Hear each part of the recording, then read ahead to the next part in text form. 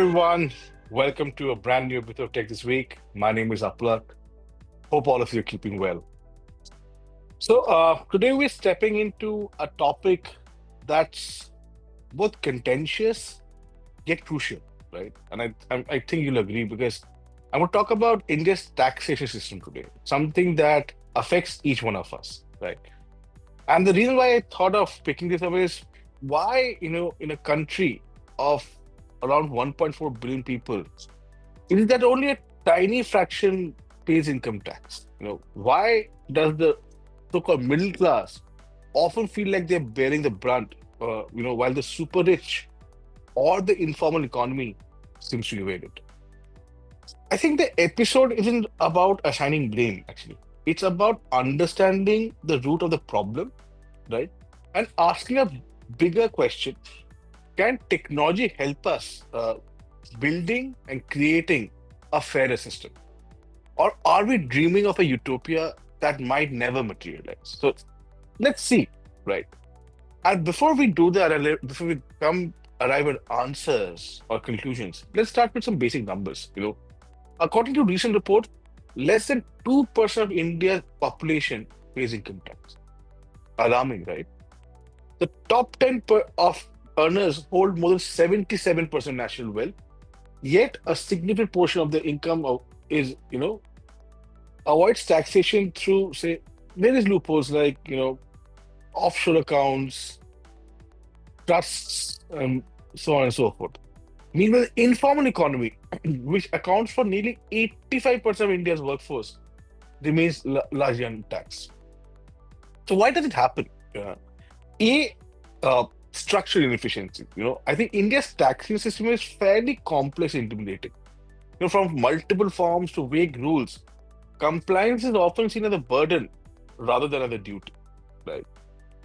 Then, like I said, both if I take the informal economy and then the super rich, as far as the informal economy goes, a significant part of India's workforce operates outside tax grid. We know that, right? Daily wage earners, small vendors, and self-employed individuals often lack the means or awareness to engage with the formal tax system.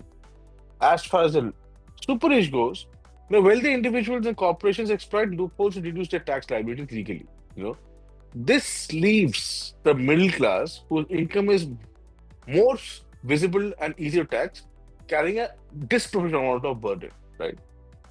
So therefore, many citizens perceive taxation as a one-sided affair.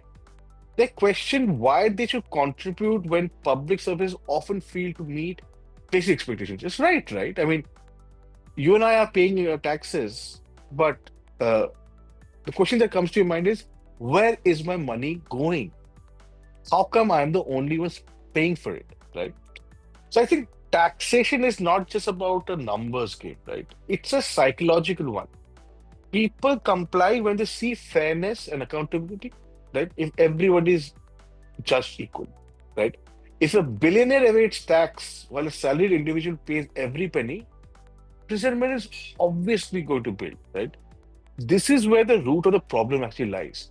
It is not just in policy, but also in perception, right? So, but we being a podcast which focuses on the impact of technology, so let's move beyond the obvious to explore, can technology address these issues realistically? The two factions which kind of avoid the tax bracket, A is closing loopholes for the super rich and integrating the informal level. First, let's talk about the super rich. First, using AI, Indian tax authorities could analyze global financial transaction patterns to flag discrepancy. For example, if someone's declared income doesn't align with their offshore investments or luxury asset purchases, the system could trigger an audit, right? In fact, instead of annual audits, AI-powered tools could enable, continuous monitoring for high net worth individuals. So this isn't actually about micromanaging every transaction, but identifying red flags in real time, right? Then you have, blockchain. A blockchain-based registry could log high-value assets like real estate, luxury cars, and private jets. Cross-referencing this data with tax filings would make it harder to hide wealth. Like I said, there are, I'm sure, a zillion ways how the super rich evade taxes, but this is what came to our mind. Now coming to the informal economy.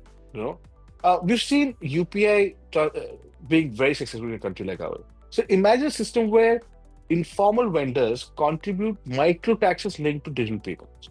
For instance, every UPI transaction could deduct a tiny percentage as a pre-tax deposit, creating a financial footprint over time. Come to think of it, this is actually not a very tech-heavy, impossible to implement practice. This can be done. Secondly, simplify taxation. Your tax filing shouldn't require a degree in accounting. You know, mobile first solutions where vendors or small scale workers upload basic earnings via apps could make compliance accessible and less intimidating. Yeah. Again, is there a person will to do that? That is another discussion and kept for another day.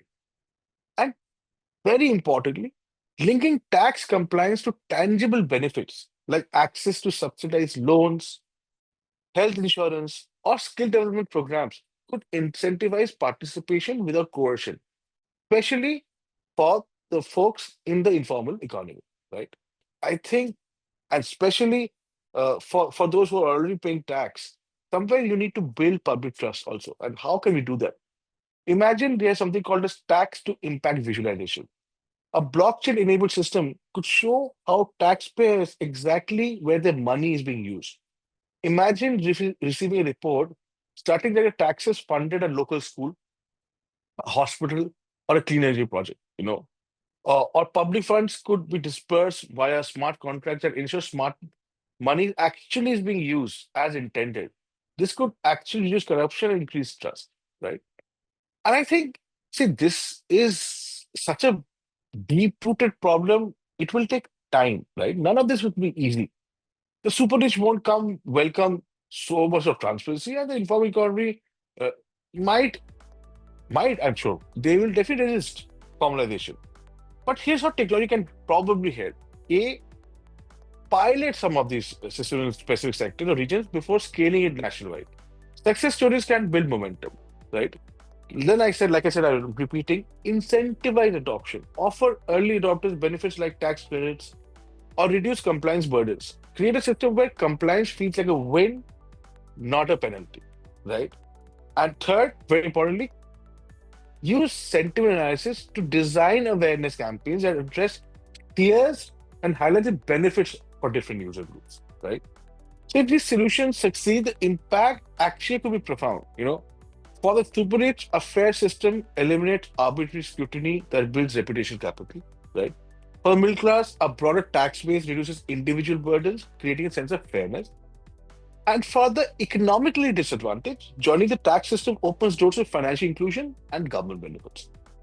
And last but not least, for the government, obviously, increased revenue means better infrastructure, education, and healthcare, as long there is honesty and commitment to what they're trying to achieve, right? So I think net India's taxation problem isn't just about policy, it's about culture, trust, and opportunity.